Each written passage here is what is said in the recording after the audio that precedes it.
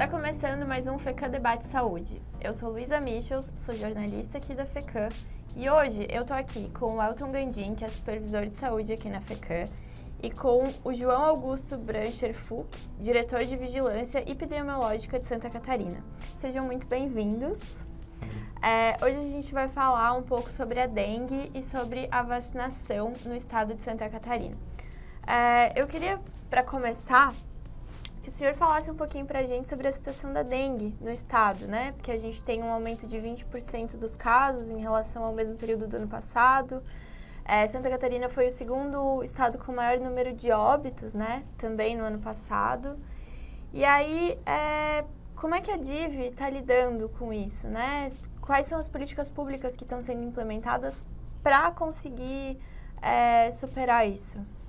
Primeiro, eu queria agradecer o convite para estar aqui falando um pouco sobre o cenário de várias doenças no estado, né? Acho que, como você trouxe duas principais delas, a dengue, acho que realmente é uma preocupação, até pelo cenário que a gente vivenciou em 2022, assim como a vacinação, né? Se a gente olha para as nossas coberturas vacinais, a gente tem tido uma queda importante nos últimos anos.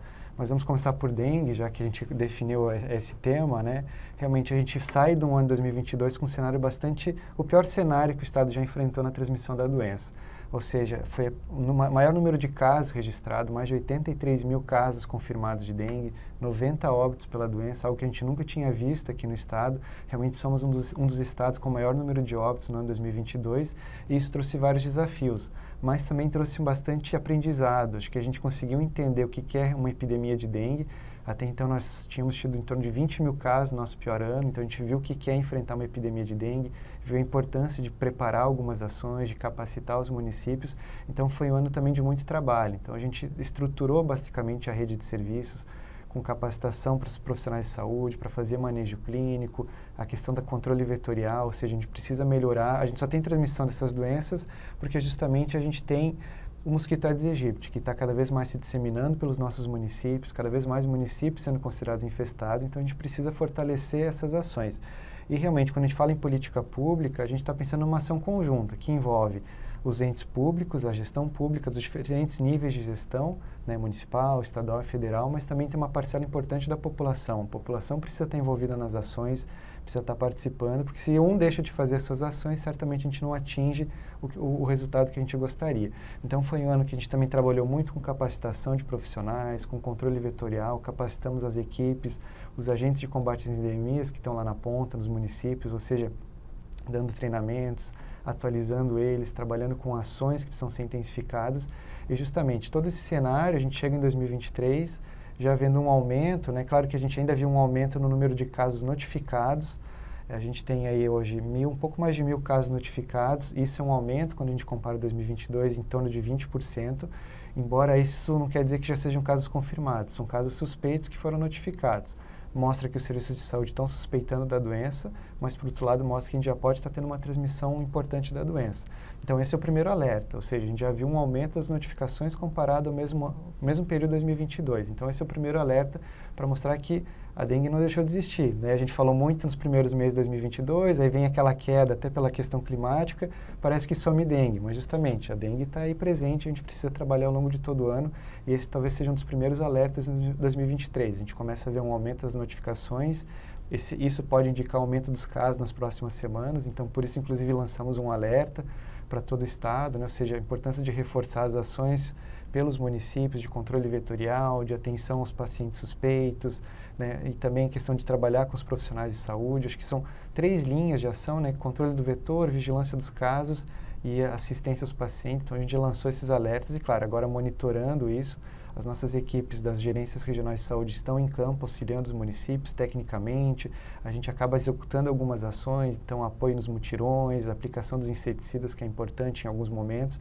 então a nossa equipe está toda trabalhando para que a gente consiga claro, já vendo esses primeiros casos, mas que a gente consiga dar uma resposta em nível conjuntamente, estado e municípios, para que a gente não chegue aos mesmos índices que a gente viu em 2022, que foram bastante elevados. E quais são as orientações, tanto para os municípios quanto para a população, para eliminar os focos e os criadores do mosquito? Acho que você traz uma coisa importante. A principal ação é essa, eliminar os focos do mosquito. Uhum. Mosquitos reproduzem em locais com água parada, né? Ou seja, ele busca aquelas pequenos recipientes maiores para se reproduzir. Então, esse é o nosso foco de atuação, eliminar esses locais, já que é nesses locais que o mosquito vai continuar se reproduzindo. E até pegando um gancho, a gente fez os municípios realizaram no final de 2022 uma atividade chamada Levantamento de Índice Rápido para Aedes aegypti, que basicamente eles visitam alguns imóveis para a gente entender qual é a quantidade de mosquitos que tem no ambiente, parecendo bem assim sucinto e direto, né? Mas ele vai dar o índice de infestação. E apesar de a gente não ter altos índices de infestação no final do ano, a gente encontrou muitos recipientes com água, em torno de 130 mil depósitos com água.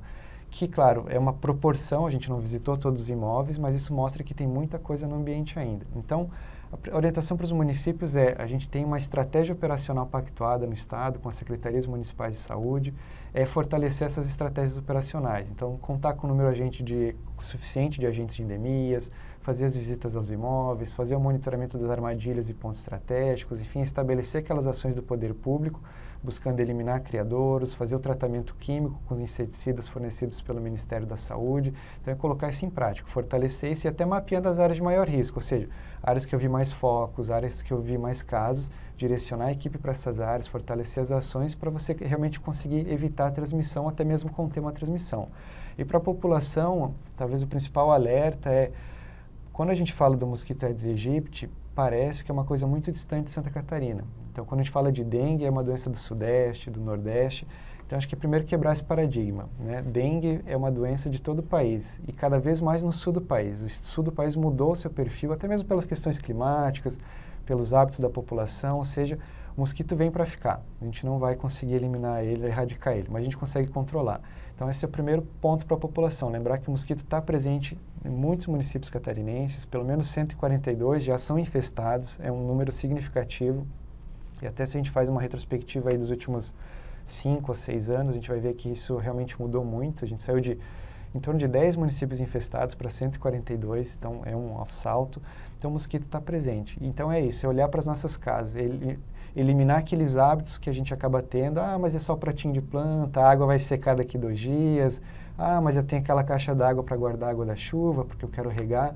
Ou seja, as pessoas podem ter isso, mas é ter com cuidado. Ou seja, pode ter a caixa de água, o tambor para guardar água, pode, mas ele precisa estar coberto ou precisa estar telado, né? Eliminar o pratinho de planta.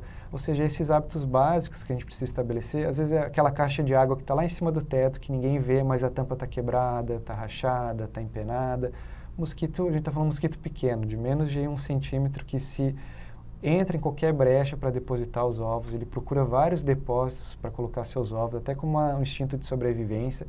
Então, eliminar isso. Se a gente colocar isso como prática, como hábito, como rotina, certamente a gente elimina as condições do mosquito estar se reproduzindo, consegue reduzir os índices de infestação e com isso diminui o risco de transmissão. Acho que a gente pode ter casos acontecendo, mas o nosso grande objetivo é evitar surtos e epidemias, porque você está falando de um número muito grande de casos que sobrecarrega o sistema de saúde, né, que por si só já tem uma demanda muito grande, e com isso, tendo muitos casos, a gente acaba vendo óbitos, justamente pessoas que acabam não sendo atendidas corretamente ou que não procuram serviço de saúde. Então, esse é o grande objetivo, você reduzir o índice de infestação, evitar surtos, evitar epidemias, para evitar casos graves e óbitos. Então, acho que essas são as ações fundamentais. O poder público fazendo aí com a sua equipe, mas a população também olhando para os seus imóveis, eliminando locais com água parada, essa é a melhor estratégia de prevenção. É um trabalho conjunto, né? Com certeza. Então, agora falando um pouco de vacinação, que é o nosso outro tema de hoje, como que a DIV está trabalhando para recuperar a confiança da população catarinense nas vacinas? Como que vocês estão fazendo para tentar aumentar essas taxas vacinais? Acho que esse é um ponto importante que você traz, né? É resgatar a confiança da população nas vacinas. E aí é até importante a gente olhar um pouco para a nossa série histórica, né? Se a gente olha aí desde 2000... O estado de Santa Catarina sempre foi uma referência em coberturas vacinais, em vacinação. A gente sempre conseguia atingir altas coberturas, especialmente do calendário básico, a gente conseguia alcançar as metas estabelecidas.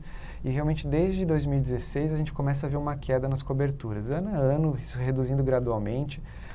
A pandemia trouxe um impacto importante para as coberturas vacinais, primeiro porque os serviços precisaram se organizar, se reorganizar para estar atuando em resposta a essa pandemia, essa emergência de saúde pública. Então, você viu um impacto muito grande nas coberturas vacinais, que vinham caindo ano após ano. E isso abre a possibilidade de circulação de doenças como sarampo, como a paralisia infantil, como a poliomielite, enfim, essa é a grande preocupação, você ter retorno de doenças que mesmo eu não vi na minha vivência, porque são doenças que já não acontecem há mais 20, 30 anos, né, que estão erradicadas, inclusive, aqui no estado e no país.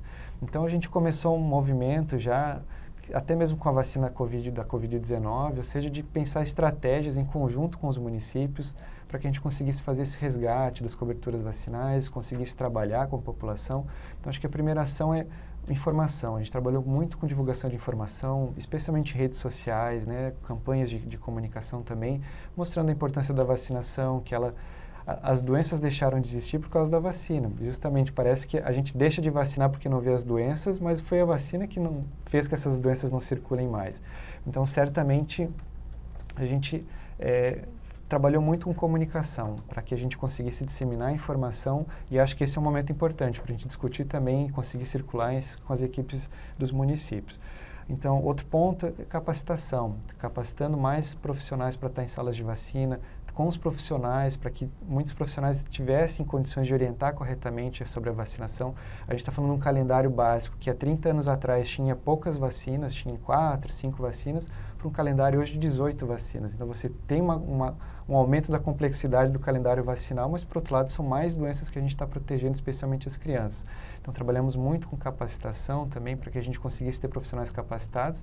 E a nossa equipe técnica, então, trabalhando com as nossas equipes regionais, com os municípios, discutindo com os municípios estratégias para ampliar. Então, para você não cobrar o comprovante de residência para se vacinar, ou seja, a vacina é do Sistema Único de Saúde, todos têm direito, fazer ampliação dos horários, a gente viu várias estratégias dos municípios nesse sentido, abrindo no final de semana, ampliando o horário. Uma outra ação importante que a gente viu que deu muito certo em vários municípios é a vacinação itinerante, vacinar no shopping, colocar os ônibus da vacina, os carros da vacina, vacinar nas comunidades rurais, enfim. Então, acho que tem todo um movimento nesse sentido, para que a gente, de várias formas, consiga fazer esse resgate. E acho que um dado importante, até que a gente começa a ver o dado do final de 2022, ele ainda não está consolidado, mas a gente já começa a ver um aumento das coberturas vacinais. Para tríplice viral, a gente já viu, inclusive, que a gente estava alcançando a cobertura, para as outras ainda não estávamos dentro da cobertura esperada, que é em torno de 90% a 95%, mas acho que isso a gente começa a ver os resultados, ou seja, as coberturas... tendência de queda interrompida, a gente consegue estabilizar em 2022, começando a haver um aumento, e acho que esse movimento continua para 2023, com campanhas de vacinação, acho que tem toda uma preparação agora para a gente fazer campanhas, trabalhar bastante com mídia, continuar o movimento das capacitações, enfim, trabalhar, inclusive a gente está procurando esse ano fazer uma atividade que a gente chama de vigilância das coberturas vacinais, até para verificar se a informação que está no sistema oficial é aquela que a gente encontra em campo, pode ser que a gente tenha ainda vacinas que não estão aparecendo no sistema oficial, então acho que é todo um movimento que começa a dar os primeiros resultados e que a ideia é continuar em 2023 fortalecendo isso para que a gente realmente volte a atingir as coberturas vacinais, volte a ser um estado de referência e mais do que isso, proteja a nossa população. Se a gente tiver boas coberturas vacinais, a gente elimina o risco de ter retorno de doenças aí que causaram um grande impacto nos anos anteriores, né, com sequelas, como é o caso da paralisia infantil, ou mesmo óbitos, né, sarampo pode levar crianças a óbito. Então, influenza mesmo, né, que a gente viu uma queda, protege especialmente crianças, idosos, grupos de risco para evitar óbitos. Então, acho que tem todo um movimento iniciado que a ideia é que seja fortalecido nessa gestão para que a gente faça todo esse resgate e consiga proteger a população do estado. Você falou das salas de vacina, né? E eu acho que o Elton pode complementar também. Como que vocês estão trabalhando essas atualizações e tal? O Elton comentou que é um pedido dos municípios isso, né? Isso, Luísa. Primeiramente, né, João, agradecer a tua disponibilidade de estar vindo aqui na casa dos municípios, né, para levar informações para os municípios e para os catarinenses que ficam nas suas casas, que esse é o intuito do programa FECAN Debate Saúde.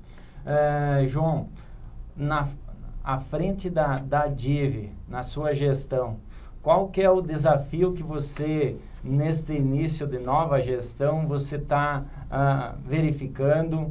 E outro assunto também que a Luísa já levantou com relação a capacitações, atualizações desses profissionais que trabalham em salas de vacina e com relação que no início janeiro e agora no início de fevereiro deste ano, tivemos um surto muito grande que atingiram mais de 8 municípios, surto de diarreia. Para você explanar para a gente como está essa situação, se foi descoberto o motivo e quais as orientações a respeito disso, João, se você pode também dar essa explanada para nossos ouvintes, né, também estarem sabendo como proceder. Claro, agradeço mais uma vez o convite e ressalto, né, que na Diretoria de Vigilância Epidemiológica nosso objetivo é justamente essa parceria entre Estado e municípios, até porque as ações do dia a dia acontecem no município. Então, certamente essa parceria é fundamental e a gente está aqui para reforçar isso, né, e para manter essa parceria, essas atividades em conjunto. E aí falando, né, acho que pensando em desafios nesse início de 2023, nesse início de gestão, é realmente essas doenças que a gente vê acontecendo. A própria dengue, que ficou um pouco esquecida durante a pandemia, mas que a gente já viu em 2022 um ano importante, as coberturas vacinais, a gente manter esse movimento de resgate, ampliando as nossas coberturas, atingindo os índices que são recomendados, mas não esquecendo as outras doenças. Acho que temos aí doenças circulando no estado, mesmo a monkeypox, né, mais recentemente chamada de mpox, enfim, que é uma doença, uma emergência de saúde pública, que a gente viu a transmissão acontecendo, viu uma redução dos casos, mas é uma doença para a gente ter no radar aí, as infecções sexualmente transmissíveis também, a gente precisa manter atenção, as próprias síndromes respiratórias, além da Covid-19, vimos outros vírus circulando no ano passado, como é o caso do vírus sincial respiratório, do vírus da própria influenza, afetando um público pediátrico. Então, acho que o desafio é manter o monitoramento de todas essas doenças para a gente conseguir identificar uma mudança do perfil rapidamente e fazer todas as recomendações necessárias. Então, acho que esses são o grande desafio, a gente entender as mudanças que possam ocorrer, como é o caso das diarreias, das doenças diarreicas agudas, que a gente viu essa mudança, para conseguir estabelecer as medidas de prevenção e evitar que as pessoas adoeçam ou mesmo venham a óbito por várias dessas doenças que estão circulando. E aí, falando um pouquinho das salas de vacina, né, acho que realmente esse foi um anseio muito trazido para a diretoria pelos municípios, a necessidade de ampliar as equipes, de ter mais pessoas capacitadas, né? Hoje nós temos em torno de 1.200 salas públicas de vacina no estado de Santa Catarina. Então, a gente começou um movimento no final de 2022, mudando um pouco. Hoje, existe uma portaria do estado definindo qual é o regramento para salas de vacina, tanto públicas quanto privadas. E ela estabelece, então, que os profissionais que estão nessas salas de vacina, eles precisam ser capacitados, eles precisam ter uma capacitação específica para atuar. A gente, então, mudou um pouco a forma de capacitação de uma forma que a gente consiga garantir o maior acesso dos profissionais. Então, agora a gente tem 2 etapas da capacitação, vamos falar até 3 etapas. E até para facilitar isso, né, para que os municípios, o Estado, é uma das responsabilidades do Estado a capacitação, então a ideia é que a gente também consiga ofertar isso sem os municípios terem um custo direto com essa capacitação. Então, a gente tem um curso online que foi iniciado em 2022, a primeira turma começando em 2023, um curso que tem em torno de mais de 300 vagas disponíveis. Todos os profissionais de saúde podem fazer esse curso. A ideia, inclusive, é que ele sirva como um curso básico, para que mesmo eu, que não vou atuar na sala de vacina, mas entenda um pouco sobre imunização, entenda essa cadeia da rede de frio, entenda como é que a importância de a vacinação chegar corretamente no braço das pessoas, né, enfim. Então, essa é a primeira etapa, é um curso ofertado de maneira online. A gente já tem a primeira turma acontecendo e a ideia é abrir mais 2 turmas ao longo do ano. Então, a gente vai ter mais de 1.000 vagas disponibilizadas em 2023. A segunda etapa, quem for aprovado nesse curso, então ele pode seguir para as próximas etapas. A segunda etapa é o profissional ficar 1 semana em sala de vacina, para entender as rotinas mesmo, ou seja, ver no dia a dia como é que funciona e até para já ir, fiquei com dúvida nisso, acho que aqui eu preciso aprofundar mais o meu conhecimento, enfim. Então, a segunda etapa é essa vivência no dia a dia, pelo menos 1 semana. E por último, a terceira etapa, então, é uma capacitação presencial, que vai ser ofertada por todas as equipes regionais. Hoje nós temos 17 equipes regionais de vigilância epidemiológica, todas essas equipes foram capacitadas, estão aptas a realizarem. Então, essas pessoas que forem aprovadas no curso online, passarem pela vivência de 1 semana, elas são indicadas, então, para fazerem o curso presencial, um curso de 1 semana, e aí sim, é trabalhar mesmo a aplicação de vacina, calendário vacinal, enfim, aquilo que a gente não consegue à distância, né, mas trabalhar isso ao longo dessa semana e aí justamente a partir disso as pessoas estão aptas a atuar em sala de vacina. Então é uma mudança do formato de capacitação com o objetivo de a gente ganhar, até usando essas novas tecnologias que estão surgindo, de EAD, que a gente viu que vem muito forte na pandemia, utilizando essas estratégias para que a gente consiga então ofertar mais vagas de capacitação, garantindo que a gente tenha mais vacinadores capacitados e aptos a atuarem em salas de vacina. Está pensando que essa é uma das ações a serem colocadas em prática para a gente ampliar as coberturas vacinais. É claro que temos muitos vacinadores hoje, mas a gente entende que é importante a gente estar cada vez mais ampliando o número e até mesmo resgatando aqueles que já estão muito tempo no dia a dia, na sua prática, para fazer uma renovação, enfim, uma atualização da sua prática, enfim, até que muitas vacinas foram entrando no calendário vacinal ao longo do tempo, enfim, então que a gente consiga ter isso como uma rotina para que a gente então consiga, acho que o grande desafio é esse resgatar as coberturas vacinais. Então, acho que isso está posto, já está colocado, a primeira turma em andamento, enfim. Então, é até importante que os municípios fiquem atentos, né? Procurem informação na saúde, com a Gerência Regional de Saúde, quando é que vão ser abertas as vagas, quando é que abre o curso EAD, quando é que vai ser ofertado o curso prático, para que a gente então tenha as pessoas realmente fazendo adesão a essa capacitação e a gente consiga ter ampliação dessas pessoas, desses profissionais atuando.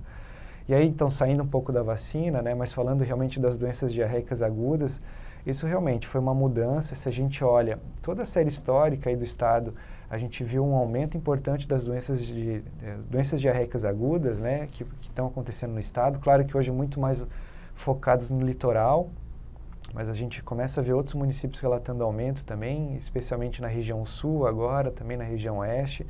E claro, quando a gente fala de doenças diarreicas agudas, a gente está falando de uma infinidade de vírus, bactérias, enfim, que podem estar causando essas doenças diarreicas agudas. E por diversas fontes, você pode ter alimentação, você pode ter água, acho que existem várias fontes, né, que podem estar envolvidas. E o que a gente então começou a estabelecer, quando a gente começou a identificar o aumento de casos, a gente estabeleceu com aqueles municípios que nós vimos aumento, especialmente na região de Itajaí, aqui da Grande Florianópolis, coleta de amostras dos casos humanos e mesmo coletas ambientais, com uma ação envolvendo vigilância sanitária, para a gente tentar identificar os agentes causadores.